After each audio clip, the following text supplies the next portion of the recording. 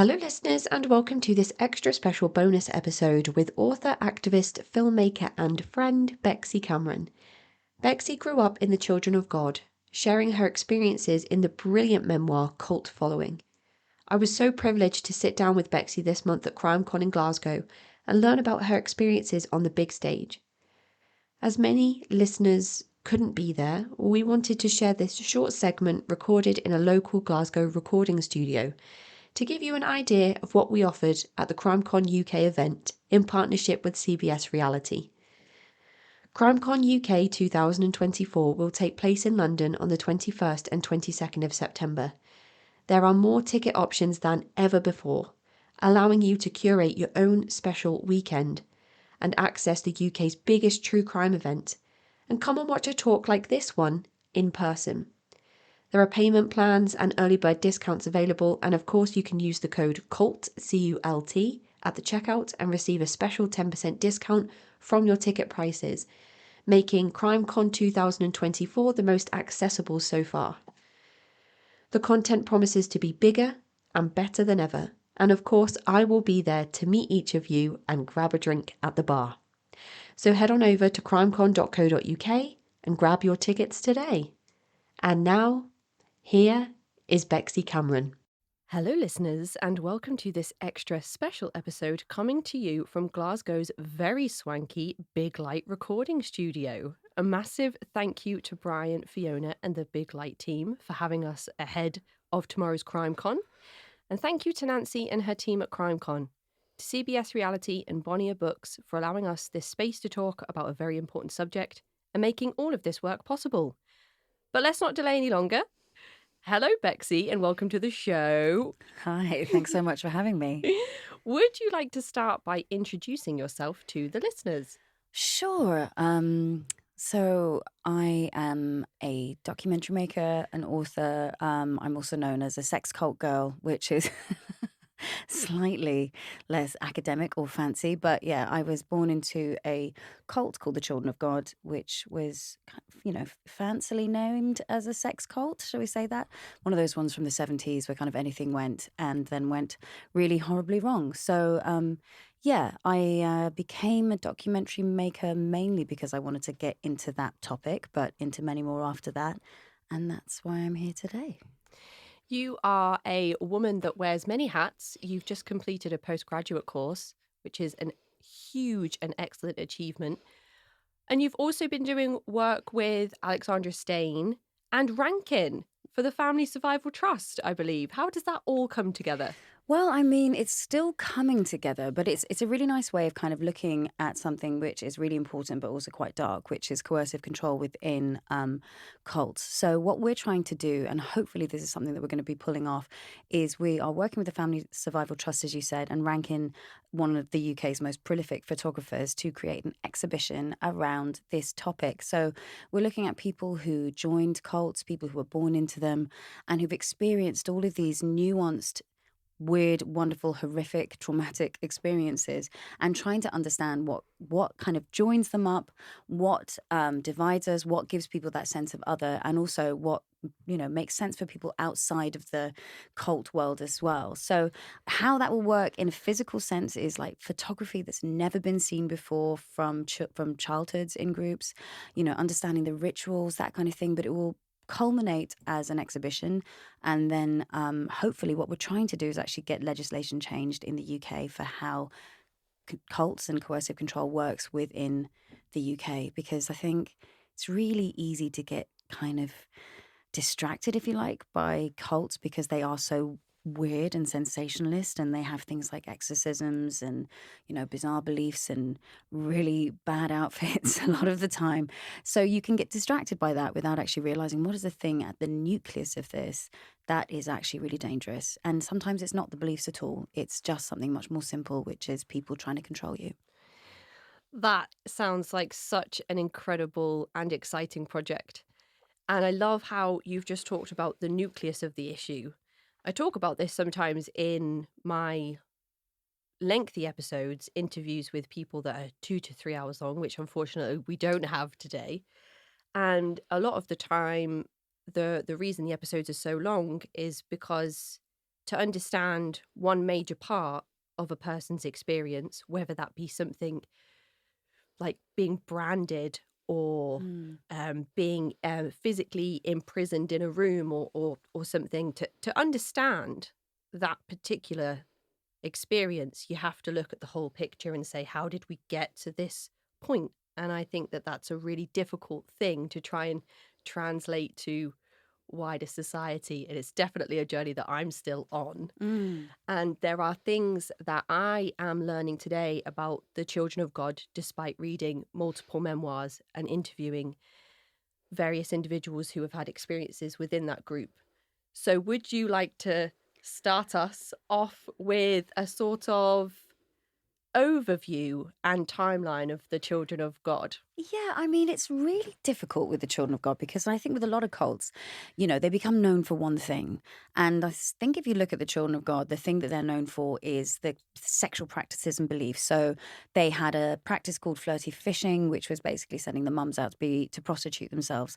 I don't like to use the words kind of sex worker. It doesn't feel right when it's more akin to human trafficking, which is where it was in that exploitative nature. So it doesn't have that same kind of sense of agency. And I know I'm kind of muddying the waters a little bit, but so those are the things that it's known for. It was known for sanctioning sex with children, paedophilia, and known for the prostitution of the mothers in the name of Jesus. So quite wild beliefs, if you like, and quite dangerous, deviant, exploitative beliefs. But how it started out, and in the same way that if we were going to look at coercive control in relationships, nobody starts out by dating a bastard, pardon my French. But you start out by dating somebody that's quite nice, and then slowly but surely it starts to become something else when you're in that kind of controlling relationship. And I think that cults are very similar. So my parents, when they joined in 1972, and it was, the Jesus freak revolution that was sweeping across the States. It was flower power. It was the riots. It was Vietnam War. Society was in a position where, probably not too dissimilar for now, everyone was kind of scared and the politicians were lying to everyone, which no surprise. But it was a very fearful time, and a lot of people were wondering, how are we going to actually get through this? And is nuclear war just about to happen? And a lot of people were saying, stop the world, I want to get off. My parents were included with that. So I look at that time period and I see the cult that was then. And if you look at the photographs of early children of God, they all look really cool. They look like hipsters. They look like bands. They have long hair. They have quite, awesome outfits. They're all young. And you can imagine if you were of that time period, like David Berg was in his, I think, like late 50s, early 60s at the time, but he was sending his kids out to recruit. He started off by making peanut butter sandwiches in Huntington Beach and like recruiting that way, but he was doing it with the help of his teenage young adult children. So in that kind of, drawing kind of similarities from the kind of Epstein type thing where you use younger people to be your recruitment people. So I think that like at that time period, I can understand why people did join. It was a revolution for Jesus and it was dramatic and it was powerful. But how quickly it turned from that into something which was really dark and dangerous and deviant and wasn't about a revolution for Jesus and definitely wasn't just about, being counterculture. I mean, it was the space of like 4 years. So by the time that 1974 rolled around, he was already, like flirty fishing had already started in earnest. And I think that child bride, which was his big kind of decree on what you could, sexual abuse of children, which was being sanctioned by him and also documented by him. I mean, the Children of God essentially created a handbook for how to molest children, printed with photographs, and gave it to their followers. So my parents had been in the group for 4 years by that point. So you might sit and think to yourself, how did you get from being in this wild hippie cult to something where you were actually physically handed this book in black and white that I read as a child growing up and not understand how completely messed up this was? And when we talk about things like conditioning and brainwashing and stuff like that, and I don't like the term brainwashing because I think it kind of eradicates people of some of the agency that they might have had in situations and also of the responsibility that they should have had in situations. I think that conditioning is something that is really prevalent within cults. But on the day that happened, that this child bride document came out from David Berg, Moses David, whatever you want to call him, 2/3, or maybe it was a third actually, it might have been a third of the children of God left. So people did know. People did read it and go, this is too far. My parents weren't them, but people did know. So so you still have to think that there is a level of agency that is being, that's being carried out within groups, in the same way that, a woman in a dangerous relationship might finally get to that point. They say it's like 7 times that it takes you to leave a controlling partner. And it's like, there's something that will make you go, this is too much. Maybe the abuse turns to the children, but something which turns the light on for you. So yeah, it's unfortunate it didn't work out like that for my parents, but I do find it quite shocking, even as someone who grew up in that group, to see how quickly that happened. It wasn't decades. It was a matter of 4 to 6 years. And as somebody that grew up in that environment, there's still that need and want to understand how that happened. And I think that is something that individuals that haven't experienced cults want to do as well, want to understand, how do you go from A to B and why do people stay? But the really tricky thing, which you've mentioned in everything you just said so wonderfully, is the convoluted stuff that comes with moral injury, personal responsibility, and things like coercive control and conditioning. How much blame is to be put on first generation individuals and people that join certain groups, and how much of it should be looked at and inspected through the lens of coercive control. And I really appreciated the parts in your book where you were trying to work through all of those things and understand, your parents' decisions and why they did or didn't do certain things.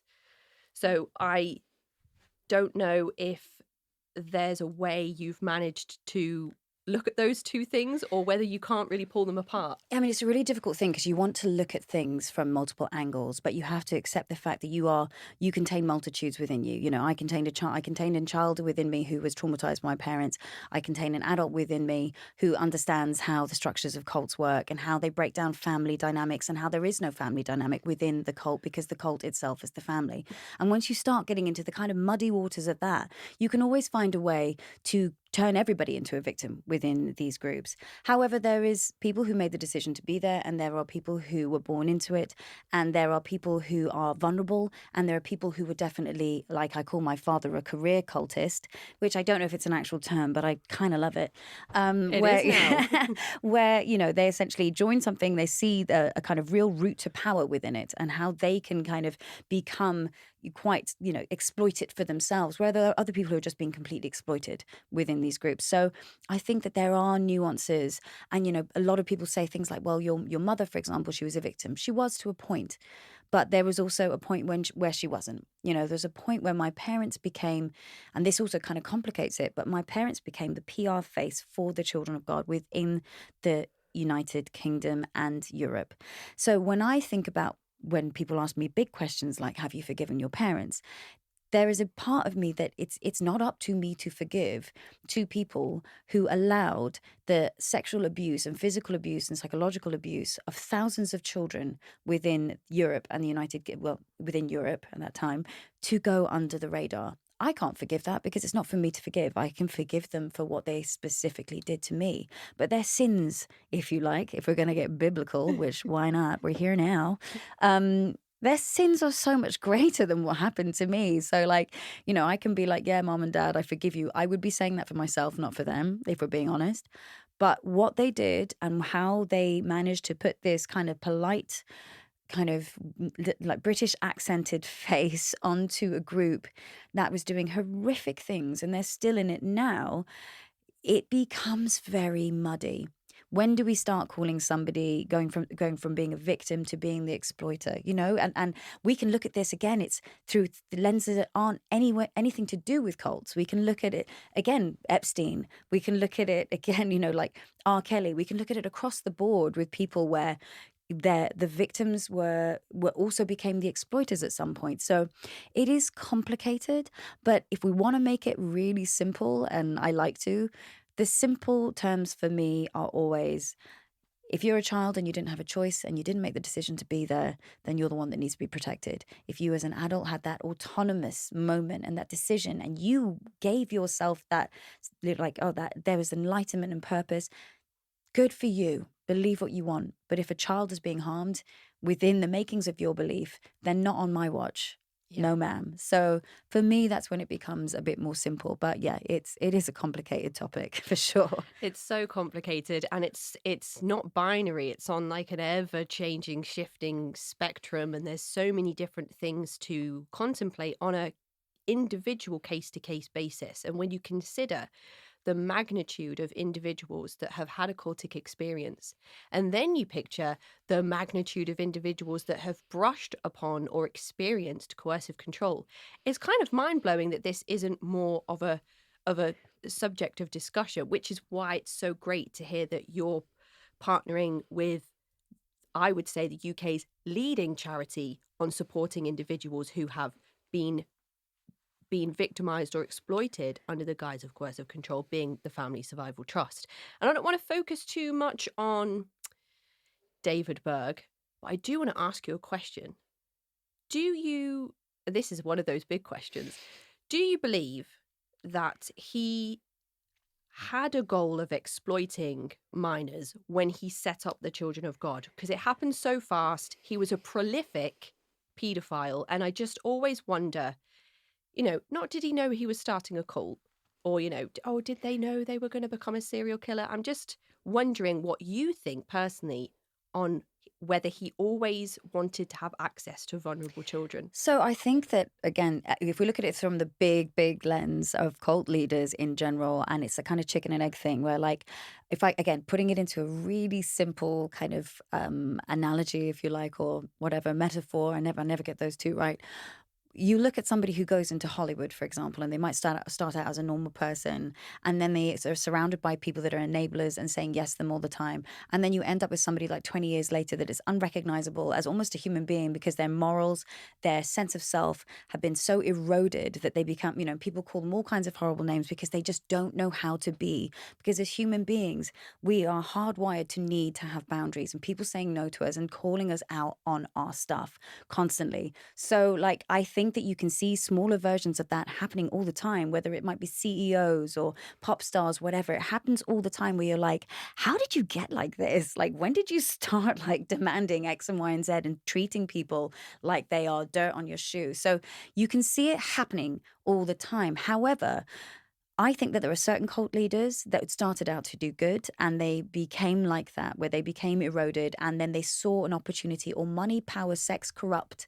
In any scenario, money, power, sex corrupt, especially with Western upbringing and the idea of the individual and the idea of I and me.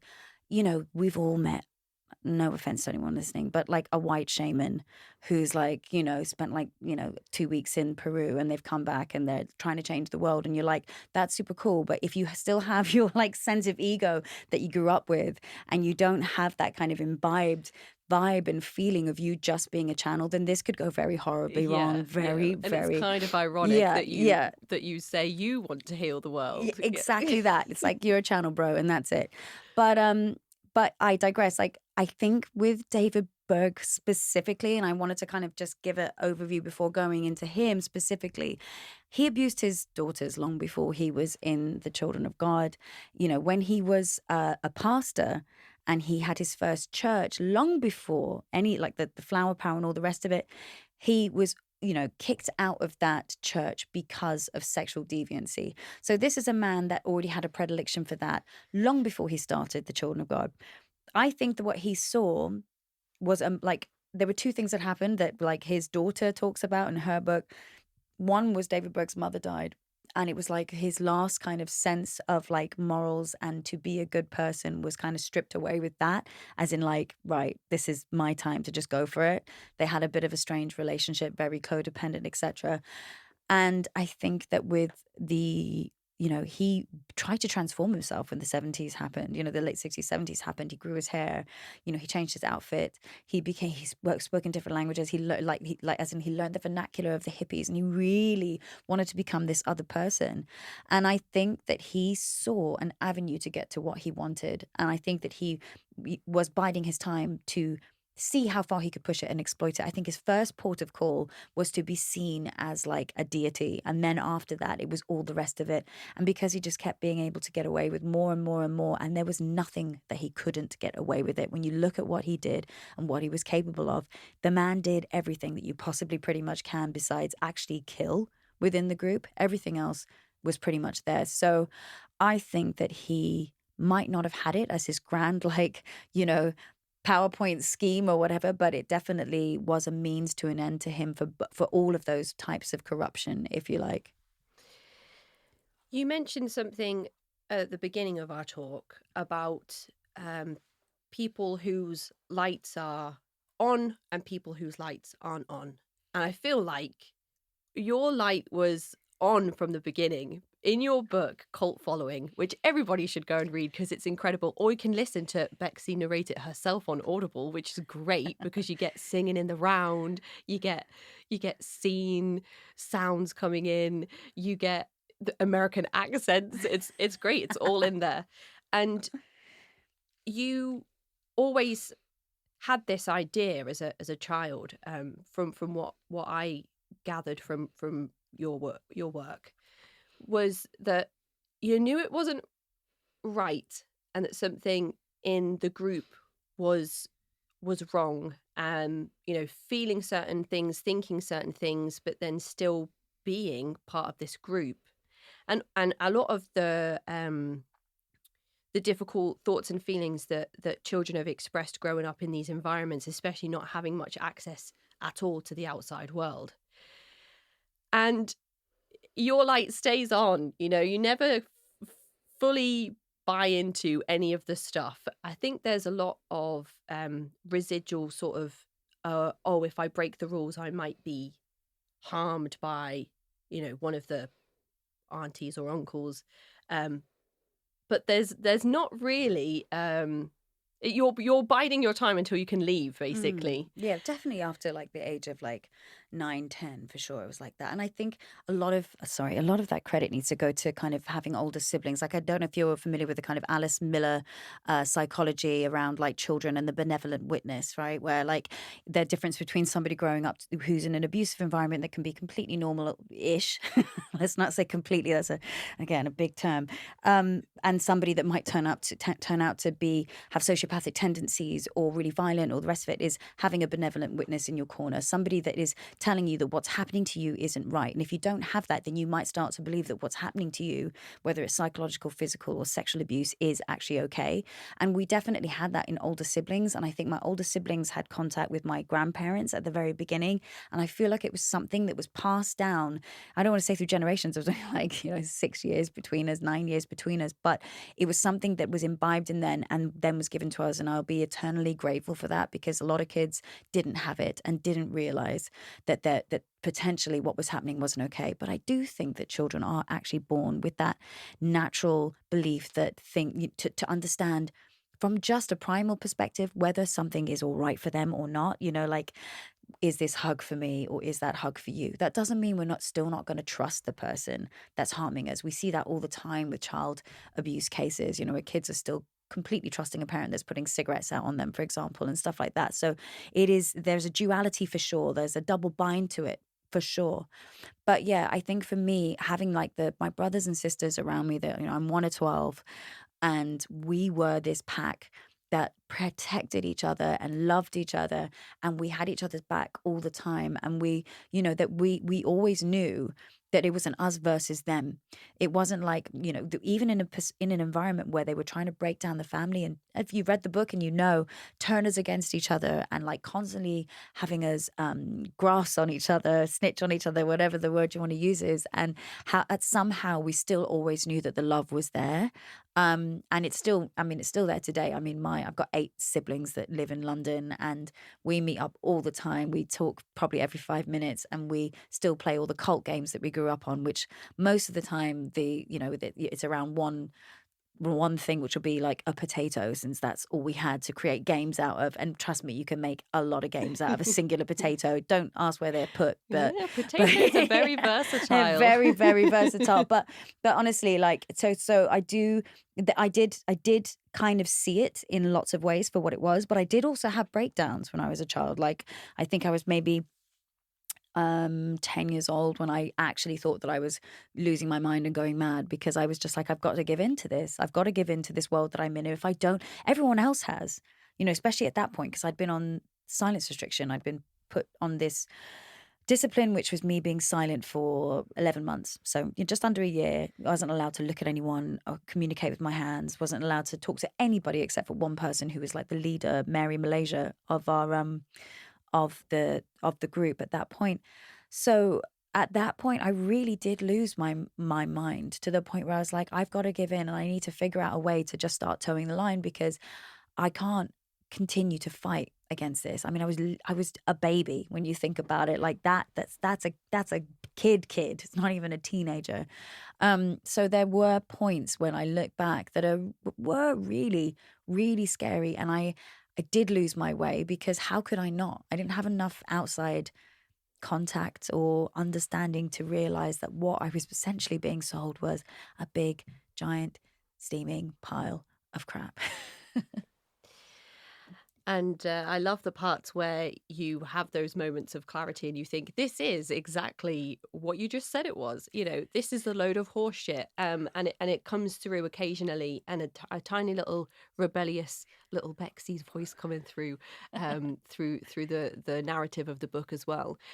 And the work that you've done around documentary making, filmmaking, since your escape and exit from the Children of God, has taken on a role of understanding, discovering, investigation work into various other cults. I wonder if you feel like that's your calling, if you feel, well, not in a religious sense, but more so, is this what you have fallen into and feel like you should be doing? Or is it something that people keep coming to you saying, Bexy, we need you on this? It's an interesting one, actually, because like when I first left, I left when I was 15, and when I only started doing this work and this kind of investigative stuff because I spent the first 10 years of being out of the Children of God completely pretending it hadn't happened and never speaking about it. And I had invented this entire other kind of like reality for myself, and I abandoned it, and nobody knew. None of my friends knew. Like by the time I was 27 years old, and I was, I was already the creative director. I was like running around, getting wasted the whole time, living what I thought was a really good life. And it's the minute I would go to sleep or close my eyes, I was literally right back in the cult. I was right back at the fires of Armageddon, and I could not escape it. And it was only because of the fact that I knew that I couldn't shake it off that I actually had to start facing it. So I think that, there's that saying like, deal with your shit before your shit deals with you. And it was really a case of that, where I was like, I didn't want to get into it. And I definitely did not want to get into my parents and that whole mess and be like, oh, let's dig around in the past. If I could have left it and never seen it again, that would have been amazing. But just stuff doesn't work out like that. Trauma that isn't dealt with turns into some pretty hideous stuff. So I started just by trying to understand a bit more about myself to begin with. Like, why did I leave? What were the big moments for me? And then it was like, actually, I don't want to look at my parents, and I don't want to look at the Children of God. Like, I didn't want to look at any of that because it was my life. I knew enough about it. But I was like, maybe I can understand them through other people, which a lot of people at the time were like, why would you do that? It's clear that the route is A to B. And I was like, no, I need to do the rest of the alphabet first, and then I'll come back to that. Potentially never, hopefully never. So that's why I, went to the States, bought a truck, lived in this truck, and I did this over 4 years, joined 10 cults.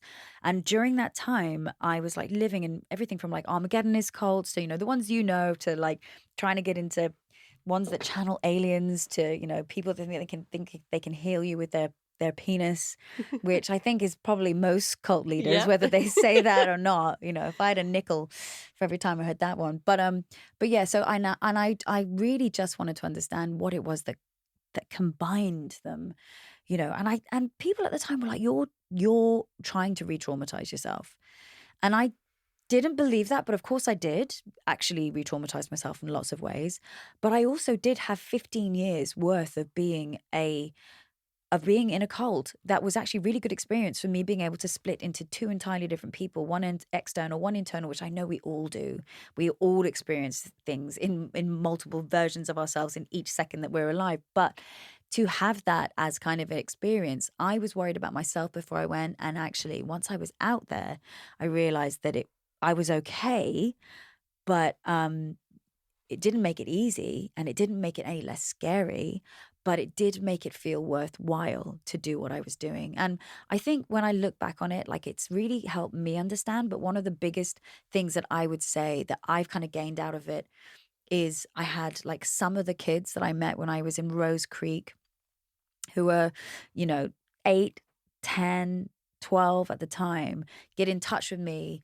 Was it last year? Maybe last year, like just one of them Instagrammed me and they were Wow. like, your visit, and like, this is their words, I'm not going to try and take responsibility for it, but they were like, your visit has kind of changed the trajectory of our lives, because when you came and stayed with us, our mom was going, why are we being told to change our children's behavior because there's essentially a reporter here, a Wow. documentary maker here? And they were pretending to do school, and they were pretending like that they had this entirely different life. And she saw this facade, and we talked about a light switching on, and that was her moment where her light switched on. And these kids said to me that after we left, they'd like broken into one of the adults' offices and got on their computer and tried to contact us. And there was this whole thing where they were like, I was in bits in my living room, like with Paz, my husband, and I was just like talking to her on Instagram, and she was just like, with like, my mom left, she started up her own company. Oh There's my five gosh. five kids. My mom left, she started up her own company. I'm doing my GED, this, that, and the other. And I was just bawling my eyes out, just being like, and I'm not saying that she wouldn't have had that moment if we weren't there. I cannot take responsibility for what that woman has done, which I think is actually amazing. Like, she left her husband, she was in a really vulnerable position. I mean, she had little kids, Oh 5 of my them, all, gosh. and to go out and just be like, no, not anymore. I'm gonna, take them all out. I mean, honestly, like, I get goosebumps thinking about it now, just because, that for me was one of those moments where I was like, if that is the only thing that's happened because of this journey, then it was worth it. Like, Yeah. completely worth it. Absolutely. That is such an incredible and really kind of emotional, invoking story. I can't imagine how it must have felt for you to receive those Instagram messages. And I think it just goes to show that the work that is happening around cult awareness and cult education is making waves, it's making changes. More of it needs to happen. We've got incredible voices at the forefront of that, Bexy being one of them. And I am so thankful for you coming to join me this weekend to speak to people about the subject of cults, coercive control, and hopefully we sell out all the copies of your book, and then loads of people that are listening now head over to Audible and get an ebook version. So before we finish today, I just wanted to say again a massive thank you to Brian and Fiona for letting us use this space at the Big Light Studios. Very swanky Oh, here, it's so isn't fancy. it? I've never heard myself like this I before. know, So I'm normally recording under a duvet, so this is really fancy. and tomorrow we will be on the big stage speaking to everybody in a bit more detail about Bexy's experiences, your life, your work, your documentary, your book, and all the creative ventures that you've been on and will continue to be on far past our conversation tomorrow. I am so excited for this weekend. Oh, thank you. So am I. Thanks, Casey. That is the end of this week's bonus episode with Bexy Cameron, survivor of the Children of God. To find a copy of Bexy's memoir Cult Following, you can follow the links in the episode description. For tickets to CrimeCon UK 2024, you can also follow the links in the episode description. To get in touch with me, you can find me at cultvaultpodcast@gmail.com or follow me on Twitter and Instagram at cultvaultpod. I'm your speaker, Casey, host of the Cult Vault Podcast.